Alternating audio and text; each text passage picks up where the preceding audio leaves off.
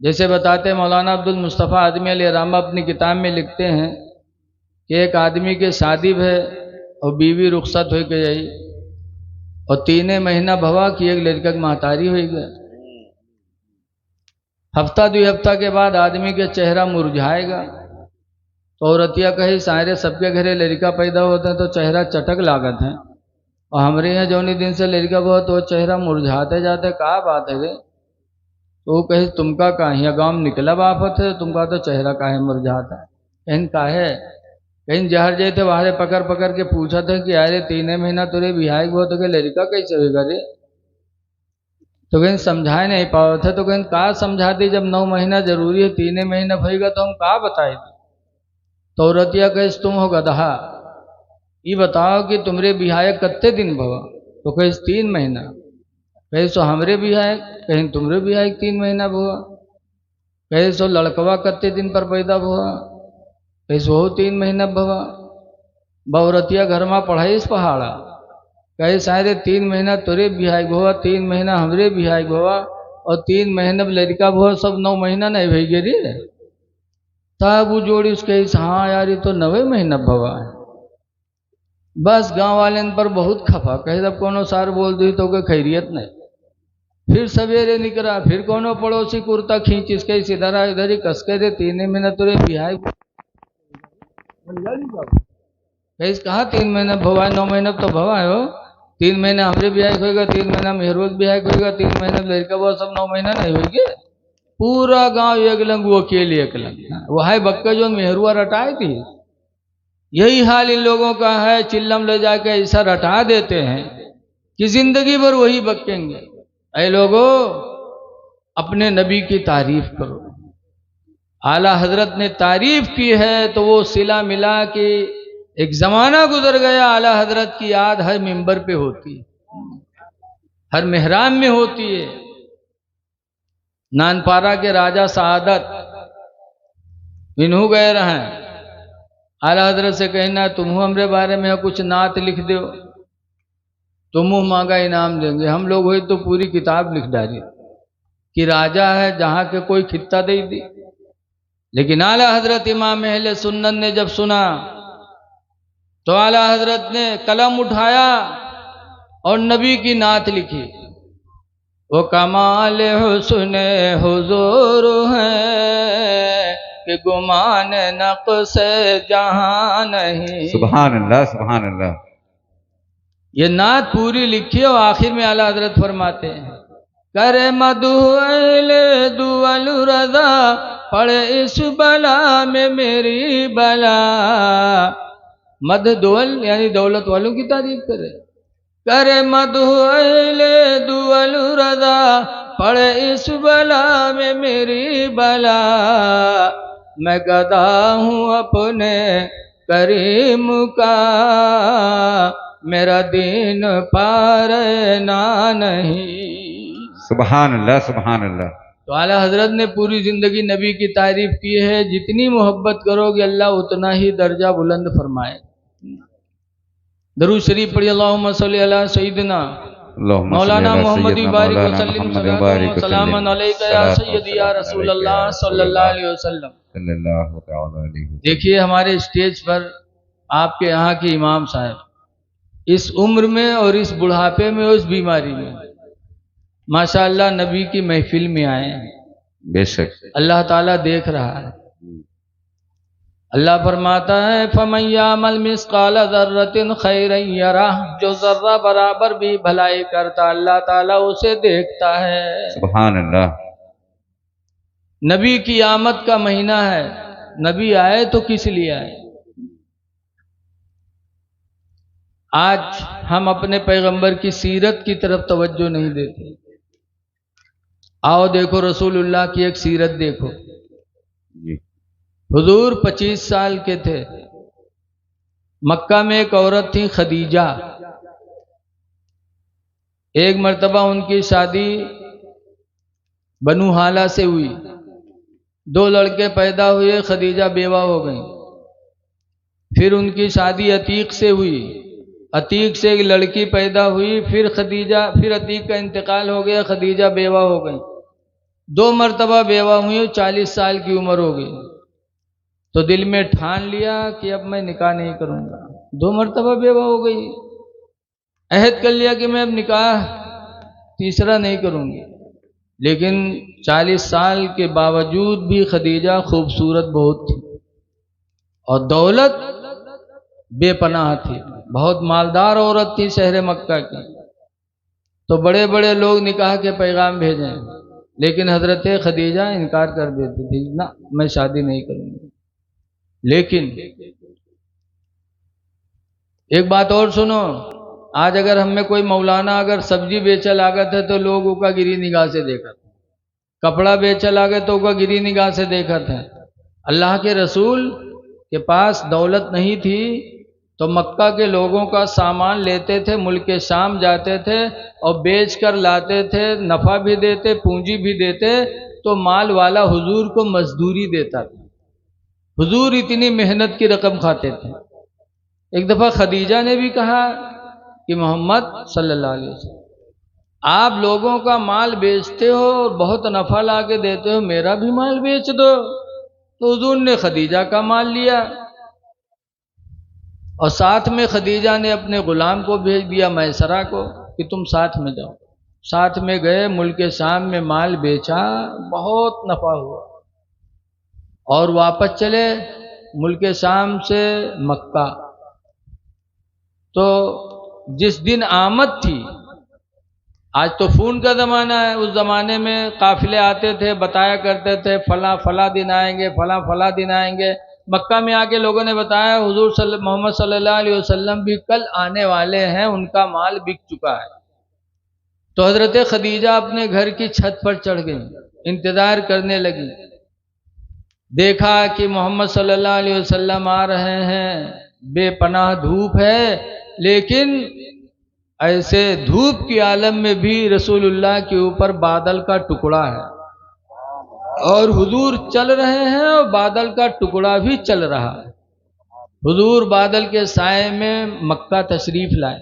खदीजा ने देखा तो दिल में हुजूर समा गए। खदीजा ने मैसरा को अलग बुला के पूछा, कहा मैसरा गुलाम, मैंने देखा है कि मोहम्मद चलते थे तो बादल साया किए रहता था। तो मैसरा ने कहा है मेरी मलका, आपने यही देखा? खुदा की कसम पूरा महीना मैंने मुल्क के शाम में देखा है, हमेशा बादल इनके ऊपर साया किए रहता था। मैंने पूरा महीना देखा मुल्क के शाम में। तो खदीजा के दिल में बात लग गई, तो हुजूर के पास पैगामे निकाह भेजा। एक औरत से एक लड़की को कहा, जाओ हुजूर से कह दो, या मोहम्मदो इन्नी रग़िब तो फ़ीका, ऐ मोहम्मद बेशक मैं तुम्हारे निकाह में आनी चाहती हूँ। जाके मोहम्मद से कह दो मुझे अपने निकाह में कबूल कर लें। तो सरकार ने क्या जवाब दिया? ऐ नौजवानों ज़रा सोचो, आजकल अगर कोई नौजवान का कोनो बिटिया तनिक आँखी मारिस बच्चल देते लेके दिल्ली बम्बई, बप्पा यहाँ थाने में तूरे जाते, घर कुड़की होते, खानदान बदनाम हो रहा है। ऐ नौजवानों ज़रा अपने नबी की ज़िंदगी देखो कि जब खदीजा ने नबी करीम के निकाह में आने का पैगाम भेजा तो रसूलुल्लाह ने जवाब क्या दिया?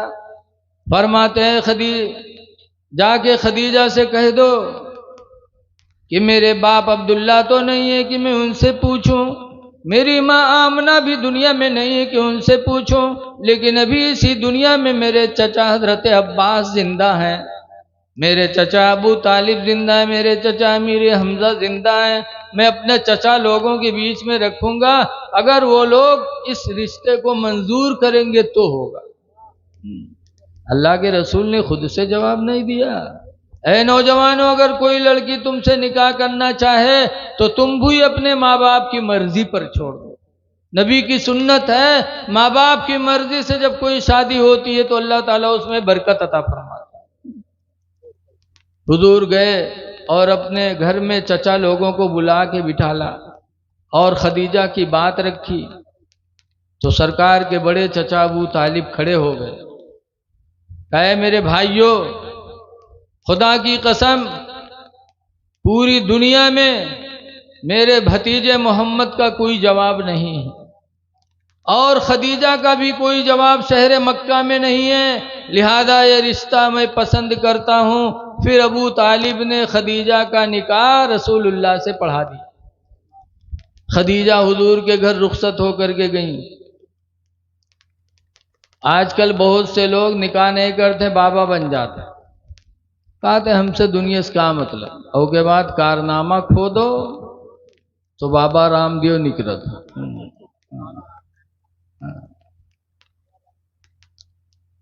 बाबा बन जाते। रसूल करीम से बड़ा कोई बाबा बन सकता है, कोई फकीर बन सकता? सरकार ने शादी किया हजरत खदीजा से, इसीलिए सरकार फरमाते हैं मन तज़व्वजा फ़क़द इस्तकमला निस्फ़द्दीन, जिसने निकाह कर लिया उसने आधा दीन मुकम्मल कर लिया। निकाह करने से मुसलमान को आधा दीन मिल जाता है। सरकार ने निकाह किया खदीजा से, फिर गारे हिरा में इबादत करने लगे तो खदीजा खाना पानी लेके वहां पहुंचती थी। आजकल की औरतें अगर पूरा दिन खेत में आदमी पड़ा रहा है तो खाना न पूछें, और खदीजा 4 किलोमीटर दूर था हिरा पहाड़ी, वहां लेके जाती थी, फिर पहाड़ी पे चढ़ के अपने शौहर को खाना पेश करती थी, पानी पेश करती थी। और एक दिन नहीं, 2-3 दिन नहीं, बल्कि 15 साल तक मुसलसल खदीजा ने अपने शौहर की खिदमत की। सुभान अल्लाह, सुभान है अल्लाह। मेरी माँ बहनों, अगर सुन रही हो तो तुम भी अपने शौहरों की खिदमत करो। खदीजा ने 15 साल तक खाना पानी ले जाके गारे हिरा में दिया तो अल्लाह ताला ने जिब्रील को भेजा था कि जिब्रील जाओ मेरे महबूब की बीवी खदीजा को मेरा सलाम सुना दो और जाके बशारत दे दो कि खदीजा के लिए मैंने जन्नत में मोतियों का महल बना के रखा है। पता चला जब कोई बीवी अपने शौहर की खिदमत करती है तो अल्लाह ताला इतना राजी होता, इतना राजी होता कि उसके लिए जन्नत में बेहतरीन महल बना के रखा है। इसीलिए माँ बहनों को चाहिए कि अपने शौहरों की खिदमत करें और दुनिया से जाएं इस हाल में कि उनका शौहर उनसे राजी रहे। हदीस पाक में हुजूर फरमाते अय्युमा इमरातिन मातत, जो औरत मर गई, वज़ौजुहा अनहा राज़िन, दरहाले कि उसका शौहर उससे राजी रहा, फदखलतिल जन्ना, तो औरत जन्नत में दाखिल होगी। अल्लाह उस औरत का ठिकाना जन्नत बनाएगा। बहरहाल मैं जो बात कहना चाहता हूँ ये है कि 15 साल तक खाना खिलाया सरकार को गारे हिरा में ले जाके, और जब सरकार की उम्र मुबारक 40 साल की हुई तो हजरत जिब्रील कुरान की आयत लेके नाजिल हुई। पहली आयत कुरान की पहली आयत लेके नाजिल हुए। कहा इक़रा बिस्मिल्लाह, इक़रा पढ़ो। हुजूर ने फरमाया माना बेकारिन मैं नहीं पढ़ता। जिब्रील ने फिर कहा इक़रा पढ़ो। कहा माना बेकारिन में पढ़ने वाला नहीं। तो जिब्रील ने तीसरी मर्तबा हुजूर को अपने सीने से दबाया, कहा इक़रा बिस्मि रब्बिकल लज़ी खलक़, अपने रब के नाम को पढ़ो जिसने तुम्हें पैदा किया। तो हुजूर पढ़ने लगे। कुछ आयतें जिब्रील ने सुनाई, हुजूर ने पढ़ा, फिर जिब्रील चले गए तो सरकार को परेशानी हुई। इंसानी फितरत के नाते परेशान हुए तो घर आए और खदीजा से कहा ज़म्मिलूनी या खदीजा, अय खदीजा मुझे चादर ओढ़ाओ, मुझे चादर ओढ़ाओ। लक़द खशीतु अला नफ्सी, मुझे अपनी जान का डर लग रहा है, क्योंकि कुरान नाजिल हुआ था। तो हजरत खदीजा ने क्या कहा था, आजकल के मेहरुए भेजती तो कहती और रोज हुआ जाओ और जाओ हुआ, लेकिन वारे खदीजा बुखारी की हदीस में खदीजा ने कहा था कल्ला वल्लाहि ला युख़ज़िक अल्लाहु अबदा, हरगिज़ अल्लाह ताला आपको कभी जलील नहीं करेगा। आप क्यों परेशान होते हैं? अल्लाह आपको कभी परेशान नहीं करेगा। इन्नका लतसिलुर रहमा, इसलिए कि तुम लोगों पर रहम किया करते हो। व तहमिलुल कल्ला, और कमज़ोरों का बोझ लाद लाद के पहुँचाया करते हो। आज हम मौलाना हो गए झूठ है कि तो अगर कोई बोरा उठा कर तेरे मौलाना उठवाए दो तो हमारा माथा सिकुड़ जी कि हम मौलाना साहब तो हमसे कहते बोझ उठवाए दो। आज अगर हमें सब्जी ले लाद के चलना पड़ता है तो हमें शर्म आती। अल्लाह के रसूल सल्लल्लाहु अलैहि वसल्लम कमजोरों का बोझ सर पे ला देते थे, उसके घर पहुंचा दिया करते। व तक्सिबुल मादूमा, और यतीमों बेवाओं को तुम कमा कमा के खिलाते हो। व तक़रिद दैफा, और मेहमानों की इज्जत करते हो। व तईनु अला नवाइबिल हक़, और हक पर तुम दूसरों की मदद किया करते हो। जब आपका अमल इतना अच्छा तो अल्लाह ताला आपको कभी रुसवा नहीं करेगा। माँ बाप की मर्जी से निकाह किया था तो खदीजा जिंदगी भर रसूलुल्लाह के लिए सुकून का जरिया बना गया। जब भी घबराहट देखा तो खदीजा ने वो बोली बोली जिससे सरकार को सुकून हासिल। सबसे अच्छी औरत वही है। इसीलिए हुजूर से पूछा गया था अय्युल मरअते खैरुन, अल्लाह के रसूल कौन औरत सबसे बेहतर है? तो हुजूर ने फरमाया था इज़ा नज़रा इलैहा, जब उसका मर्द उसको देखे, फसर्रत हो, तो औरत अपने देखने वाले मर्द को खुश कर दे। सबसे अच्छी औरत की मिसाल मेरे नबी ने दिया कि अच्छी औरत वो है कि उसका मर्द उसको देखे तो देखते खंड ही वो मर्द खुश हो जाए। तो हुजूर ने फरमाया वो औरत सबसे अच्छी है। अब आजकल की औरतें, अभी हम कैसरगंज के पास एक कस्बा है सराय काजी, गया था तकरीर करने, तो एक कासिम खां है, कहीं मौलाना साहब मेहरबान समझा देने हम फांसी लगाई ले। हम कहीं काहे का बात, कहीं घर से निकल जाओ दिन भर गन्ना काटो, ये घर यहाँ पंचायत करत हैं, और जब शाम के लौटो तो उल्टे उल्टे 10 लठी सुनावत। इनका समझाई दे। आजकल की औरतें अपने शौहरों के दुख और दर्द का ख्याल नहीं रखती। देखा जाता है सुबह हुई आदमी से कहीं आज हमारे पेट पिराते, बासी वासी खाए लो जाओ, वो बेचारा बासी कुसी खाए चला गया, दिन भर धान काटा थे गन्ना काटा था। अभी बाद में खाना बनाई है ताज़ा ताज़ा, तक खई है तक मोहल्ला में पंचायत करी है, हंसी हैं खेली हैं। और जब शाम हुई, जब जनिए कि हमरे आदमी आवत हुई, बस मुख पतना फुला के बैठ गई। अब वो जब वही नहीं रहा तरसा तो अब्बा अम्मक न देखी, किला अब्बा अम्मक देख ली, भाई बहन का न देखी, लड़का बिटिया न ढूंढी, एहतियात कही गुडुआ कम्मी कहाँ गए, कहाँ है गुडुआ कम्मी, लागत है कयामत आई जात। और जब नहीं पहन तो घर में घुसे, हुआ गए तो देखे हुआ मुँह को पता न फूला। बड़ी हिम्मत से हाथों लगन कहा बात गुरकने को भगवान, इतनी जोर से हड़कावत है फिर भी नौजवान का कोनो गैरत नहीं आवत। तब हूँ खींच काढ़ी के काहे गुडुआ कमे काहे गुस्सा, तो कहा बात, कहीं सुन या तो अपने भैवक लई करो या हमका लई करो, इन काहे का हुआ, कहीं तुर भैया आज हमका गाली दी से, या तो भैवक लई करो या हमका लई करो, गाली दी से लाओ लाठी कहाँ है बताओ। लाठी पकड़ा दिया चुड़ैलिन ने। अब अपनी बीवी के चक्कर में अपने भाई पे आजकल नौजवान लाठी चलाता है। ए भाइयों पे लाठी चलाने वालों, भाइयों का हक मारने वालों, जरा कुरान का मुजदा सुनो। भाई भाई होता है। अल्लाह कुरान में फरमाता है सना शुद्ध आदूदका भी अखी का, ऐ मेरे बंदे मैंने तेरे बाजुओं को मजबूत बनाया तेरे भाई की वजह से। सना शुद्ध आदूदका भी अखी का, तेरे भाई की वजह से हमने तेरे बाजुओं को ताकत दे दी है। भाई से भाई को ताकत मिलती है। आज अगर गांव में यहाँ 4-6 भाई हैं तो लोग उनसे लड़ाई नहीं करते, कहते न बोले ने पता नहीं करती लाठियां। बहरहाल आजकल की औरतें ऐसी हैं, इसीलिए हुजूर ने फरमाया कि लोगों औरतों के फितने से बचे रहो।